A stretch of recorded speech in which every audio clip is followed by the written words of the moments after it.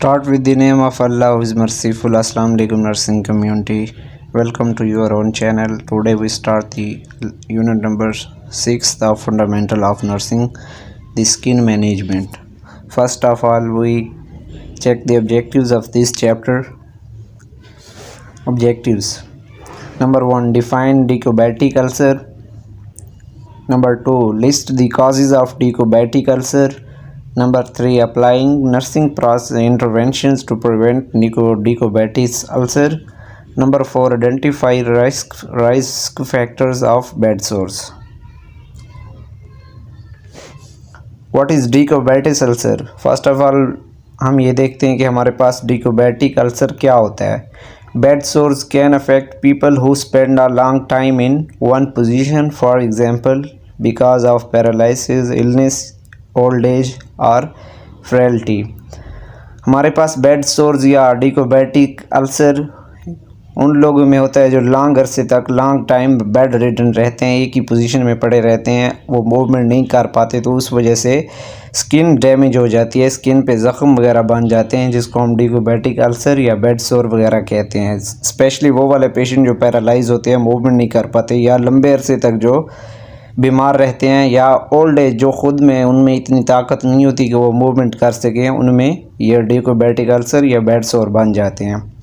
A bed sore or skin ulcer that comes from laying in one position too long, so that the circulation in the skin is compromised by the pressure, particularly over a bony prominence such as the sacral diabetes. It is also called pressure sores, pressure ulcers or bed sores.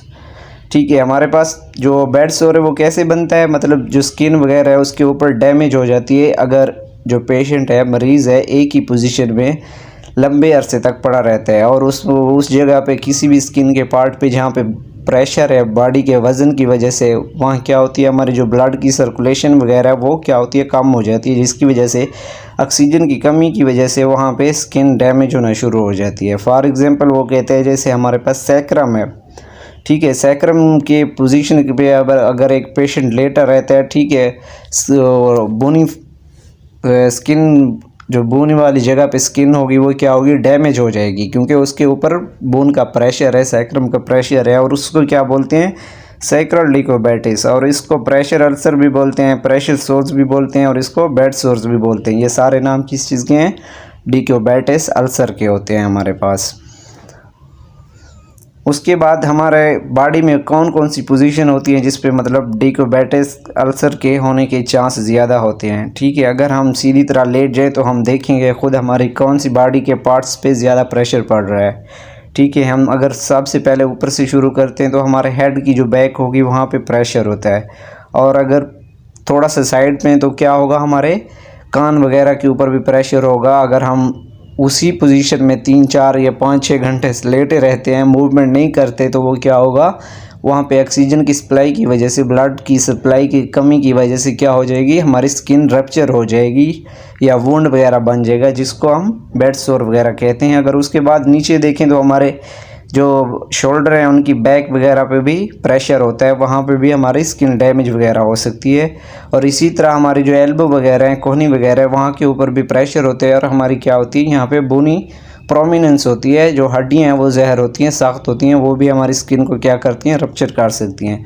और उसके बाद हमारा जो hip का area है वहाँ पर भी प्रेशर होता है, तो उस वजह से हमारी स्किन वगैरह वहाँ पर भी डैमेज हो सकती है.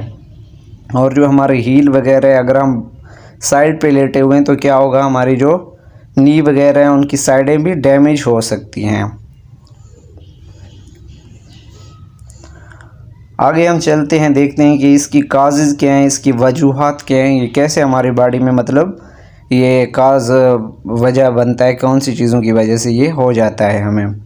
Pressure ulcer can be caused by, ये नीचे वाली चीज़ें हैं जिसकी वजह से मतलब ये डिकोबैटिक अल्सर या प्रेशर अल्सर हो जाता है.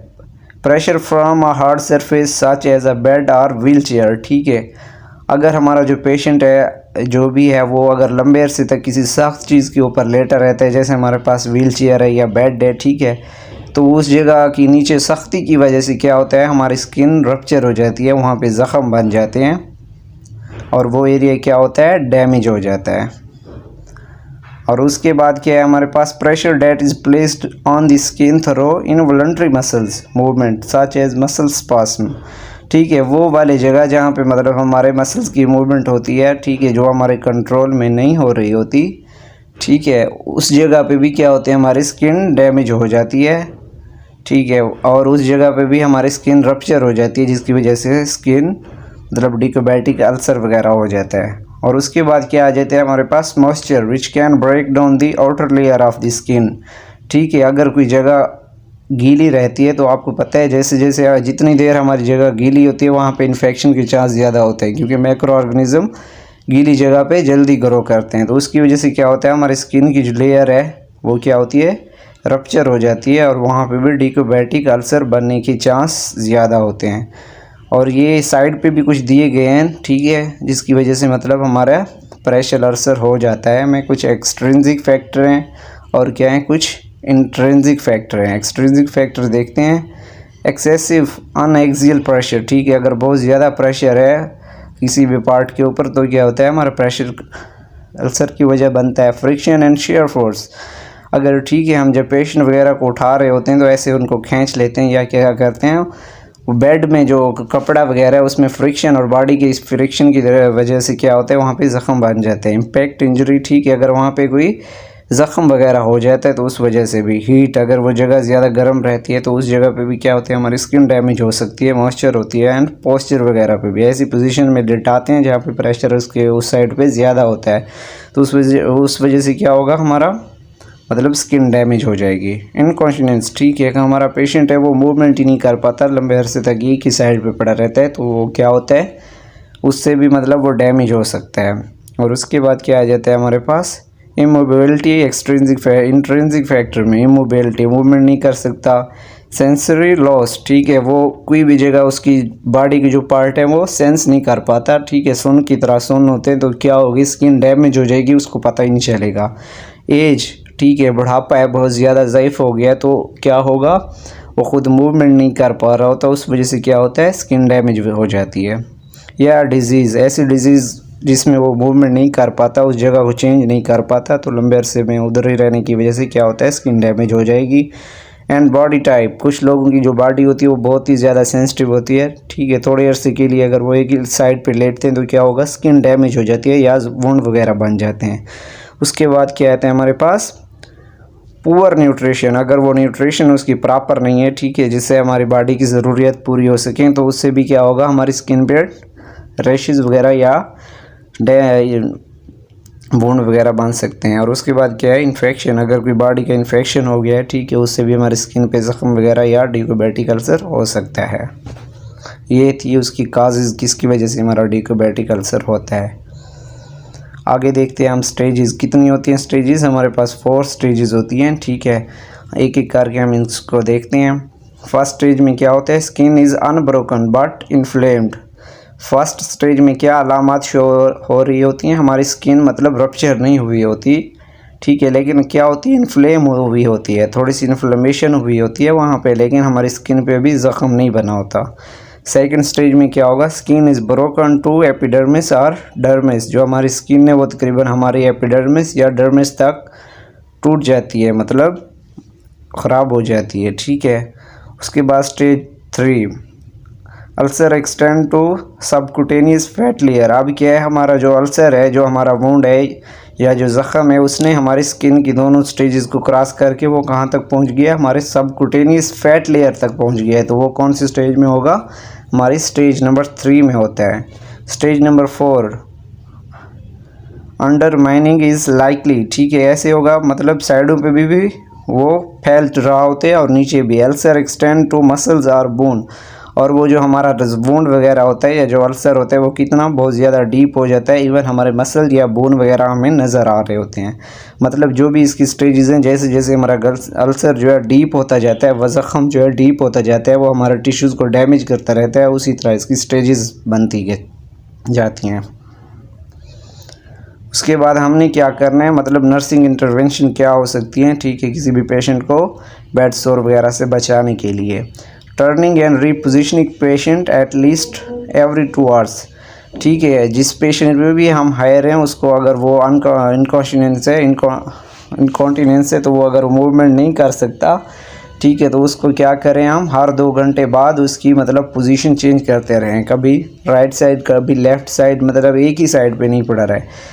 मैक्सिमल रीमोबिलाइजेशन, ठीक है, जितना हो सके उससे मूवमेंट करवाएं ताकि वो जो एरिया है, कोई भी एरिया स्प्रेस हुआ है वहाँ पे ऑक्सीजन की सप्लाई और ब्लड की जो सर्कुलेशन है वो प्रॉपर होती रहे। Managing moisture, nutrition, friction and shear, elevate head of bed no more than 30 degrees. ठीक है, हम जो मॉइस्चर वगैरह है अगर वो यूरिन वगैरह पास करता है तो उस जगह को ज़्यादा देर खुश्क नहीं रहने देना चाहिए। अगर वो मतलब डायपर वगैरह चेंज करते हैं तो उसको भी टाइम पे चेंज करना चाहिए ताकि वहाँ पे कोई इन्फेक्शन वगैरह ना हो जाए। और उसकी क्या करना है, हमने न्यूट्रिशन वगैरह का भी ख्याल रखना है। और क्या है, फ्रिक्शन, अगर हम उसको उठाते हैं मूवमेंट करवाते हैं तो उसको खींच नहीं लें जिससे मतलब स्किन डैमेज हो सकती है। आराम से ही उसको उठाएं। और जो बेड की साइडें हैं वो कितनी, तकरीबन 30 डिग्री से ज़्यादा ऊंची नहीं करनी चाहिए, क्योंकि अगर हम जितना उसको ज़्यादा ऊपर करेंगे तो क्या होगा, हमारे जो एक पोजीशन है बॉडी की उसके ऊपर ज़्यादा प्रेशर पड़ता है, जिसकी वजह से मतलब स्किन डैमेज होने में ज़्यादा टाइम अरसा नहीं लगता, जल्दी हो जाती है। Nutrition consult when patient burden score is 80 और लेस। ठीक है, हम जो है ना न्यूट्रिशन जो कंसल्टेंट है उनसे मशवरा कर सकते हैं। अगर जो हमारा पेशेंट है उसका ब्रेडन स्कोर क्या है, 18 या उससे कम है, जो ब्रेडन स्केल है उसको हम आगे देखते हैं वो क्या है। डेली स्किन इंस्पेक्शंस, डेली हम उसकी जो बॉडी के पार्ट हैं जहाँ पे पहले हमने जैसे पढ़े हैं उस जगह को चेक करें कि कहीं डैमेज तो नहीं हो रहे। Keep the skin healthy and dry, हम उसकी स्किन को क्या करें, हेल्थी सेहतमंद रखें और उसको खुश्क रखें। जितना खुश्क रहेगी वो उतना ही बेहतर होगा। अगर वो ज़्यादा गीली रहती है तो उससे क्या होगा, डैमेज हो सकती है। Maintaining good nutrition to enhance overall health and wound healing. ठीक है, अगर हम उसकी न्यूट्रिशन का ख्याल रखेंगे तो उसका क्या होगा, उसकी पूरी सेहत भी सही रहेगी और क्या होगा, जो इसका ज़ख़म ठीक होने का प्रोसेस है वो भी अच्छा होगा। Exercise even if they must be carried out in bed with assistance as they improve circulation. ठीक है, हम उससे एक्सरसाइज वगैरह करवाएं। अगर वो सिर्फ बेड पे ही रहते हैं तो उसकी उस चीज़ में हेल्प करें ताकि वहाँ की जो सर्कुलेशन वगैरह है वो ठीक हो सके।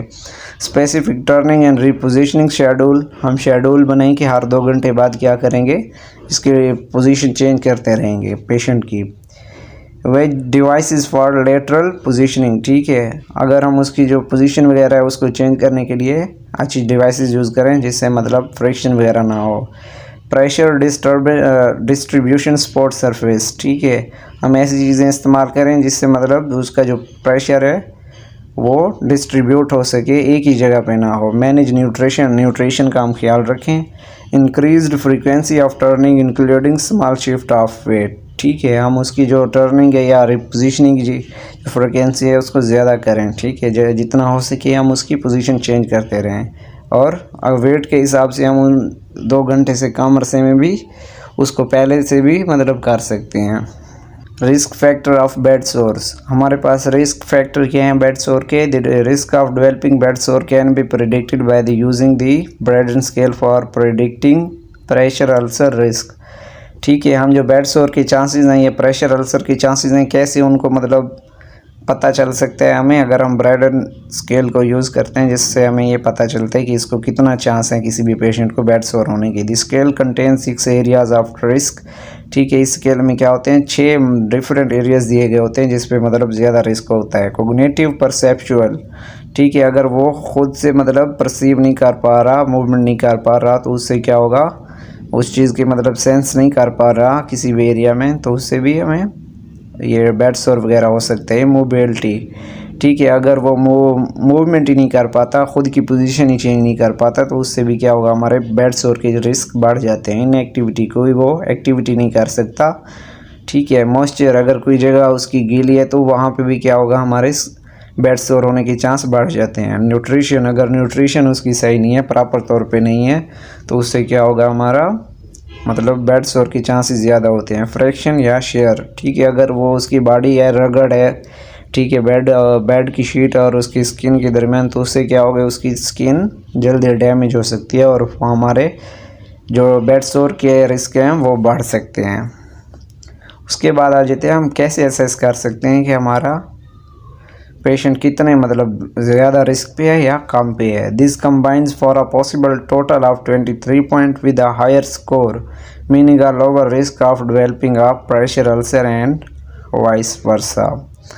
ठीक है, जितना हमारे जो पॉइंट हैं 23 तक हमें दिए गए हैं, ठीक है, ये जितना पॉइंट हमारे पास कम होंगे उतना ही हमें प्रेशर अल्सर होने का चांस ज़्यादा है, और जितने ही ये पॉइंट ऊपर होते जाते हैं हमारे प्रेशर अल्सर होने के चांस कम होते जाते हैं, जैसा कि नीचे दिए गए हैं। Very high risk total score 9 और लेस।